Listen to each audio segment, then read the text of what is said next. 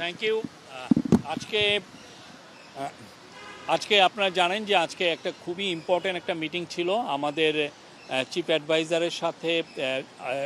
আমাদের যে stock market সংশ্লিষ্ট যারা ছিলেন সিনিয়র অফিসিয়াল, তাদের একটা মিটিং হয়েছে। মিটিংয়ে সালেউদ্দিন আহমেদ ছিলেন, আমাদের ফিনান্স অ্যাডভাইজার আনিসুজ্জামান যিনি special assistant on finance affairs উনি ছিলেন, তারপরে ব্যাংকিং সেক্রেটারি নাজমা মোবারক ছিলেন, প্রিন্সিপাল সেক্রেটারি সিরাজউদ্দিন সাথী ছিলেন, এবং Bangladesh stock exchange Bangladesh security exchange কমিশনের চেয়ারম্যান রাশেদ মাকসুদ খান ছিলেন।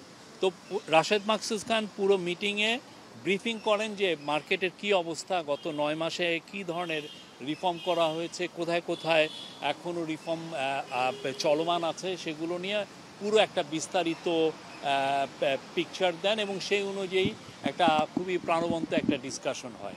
সেই ডিসকাশনের আলোকে কিছু কিছু ইম্পর্টেন্ট ডিসিশন নেওয়া হয়েছে। প্রথম কথা হচ্ছে যে চিফ অ্যাডভাইজার কিছু নির্দেশনা দিয়েছেন, আমরা বলবো যে 5টা মেজর নির্দেশনা দিয়েছেন।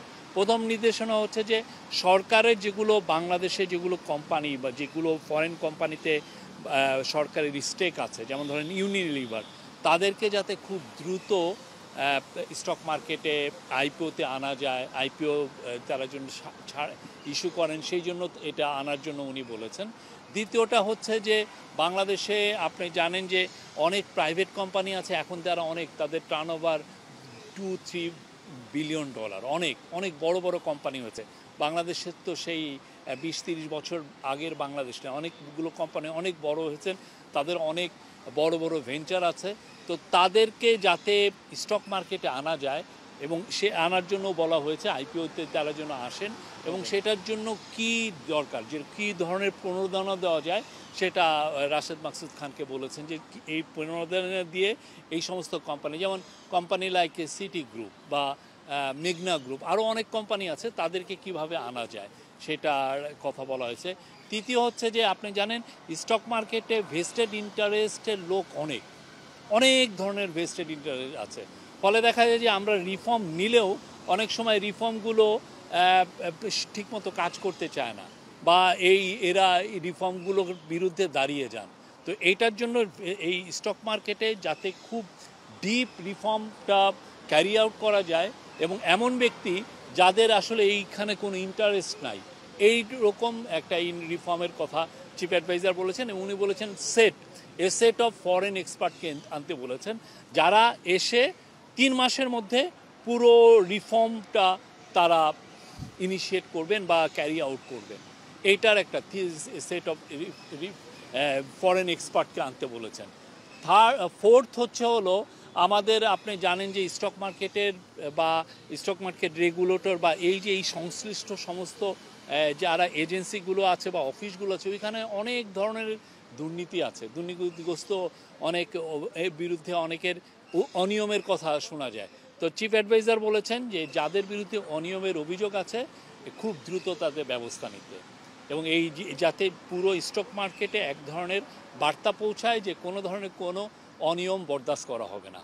আর 5 হচ্ছে যে আপনি জানেন যে বাংলাদেশে যে যারা বড় বড় কোম্পানি আছে, তারা মার্কেটগুলোর থেকে ব্যাংকগুলোর থেকে তারা আসলে ঋণ নেন, অনেক সময় সিন্ডিকেটেড লোন নেন, অনেকগুলো ব্যাংকুর থেকে 1000-2000 কোটি টাকা তারা ঋণ নেন একটা বড় প্লান্ট সেট আপের জন্য।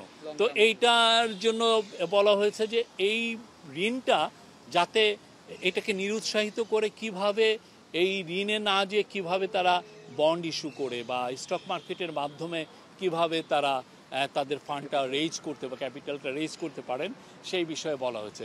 আমি আবারও বলবো যে খুবই প্রাণবন্ত আলোচনা হয়েছে, চিফ অ্যাডভাইজার পুরোটা শুনেছেন, শোনার পরে উনি নির্দেশনা দিয়েছেন, এবং আমরা আশা করছি যে খুব দ্রুত স্টক মার্কেটে মানে আমরা রিয়াল এবং মিনিংফুল রিফর্ম দেখতে পারবো।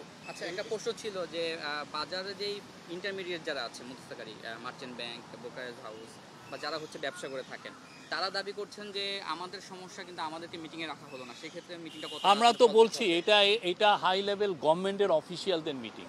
আপনারা দেখবেন আমাদের কাজগুলো হওয়ার পর সবাই, আমরা মনে করি যে যারা স্টেক হোল্ডার সবাই বেনিফিটেড হবেন, সবাই একটা স্ট্রং ভাইব্রেন্ট স্টক মার্কেট দেখতে পাবেন। কেউ বলবেন না যে ওকে আপনি মিটিংয়ে থাকলেই যে আপনার কথাটা আসে তা তো না। আমরা চাই যে আপনারা যে এইটা ডিজায়ার করছেন, সবাই কি চান যে একটা স্ট্রং, একটা ভালো, হ্যাঁ, এটা ফাংশনিং এবং দুর্নীতিমুক্ত একটা স্টক মার্কেট, হ্যাঁ, যেখানে প্রত্যেকটা একটা বড় ইনভেস্টর হোক আর ছোট ইনভেস্টর হোক সবার স্বার্থ সংরক্ষণ হয়।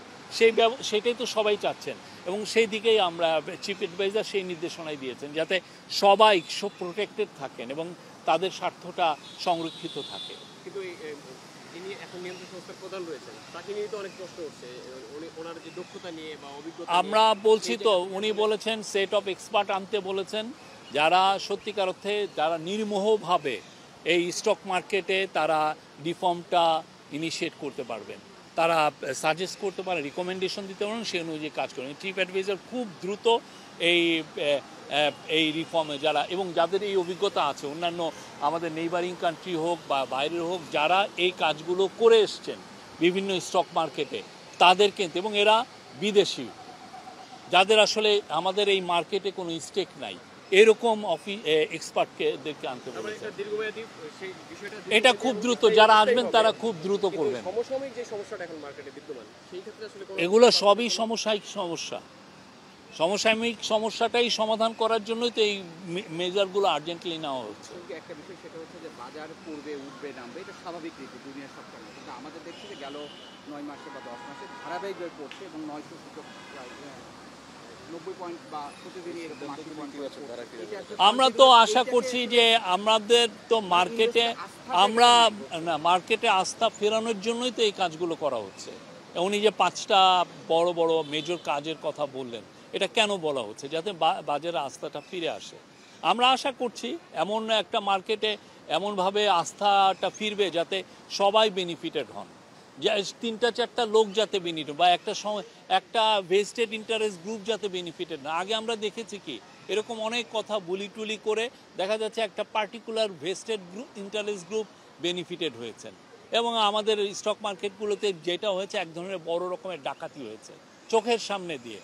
হ্যাঁ, এবং এইটা নিয়ে তো সত্যিকার অর্থে অনেকে লেখেনও নাই, অনেক যে জার্নালিস্ট বলেন ওরাও part of the vested interest group হয়ে গিয়েছিলেন।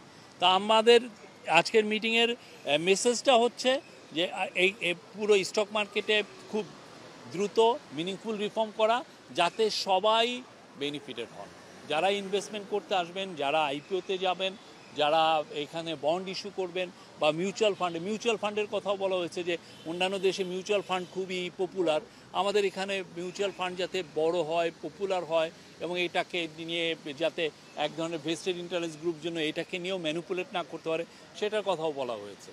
Thank you. সেটা হচ্ছে একটা বড় গ্রুপের মিউচুয়াল ফান্ড নিয়ে, বিশেষ করে যে একটা কোম্পানি রেইস, যার 4,000 কোটি টাকা নিয়ে আপনার দুর্নীতি ও অনিয়মের অভিযোগ, সেই অনুসন্ধানটাও কিন্তু আসলে থামায় দেওয়া হয়েছে। তো এই সময় কোনো অনুসন্ধান থামায় দেওয়া হয়নি। সেটা কিন্তু প্রত্যেকটা বিষয় যাদের এগেনস্টে অভিযোগ আছে খুবই ভালোভাবে ইনভেস্টিগেশন হচ্ছে। আপনারা সিকিউরিটিজ অ্যান্ড এক্সচেঞ্জ কমিশনে আপনারা খবর নেবেন। Thank you.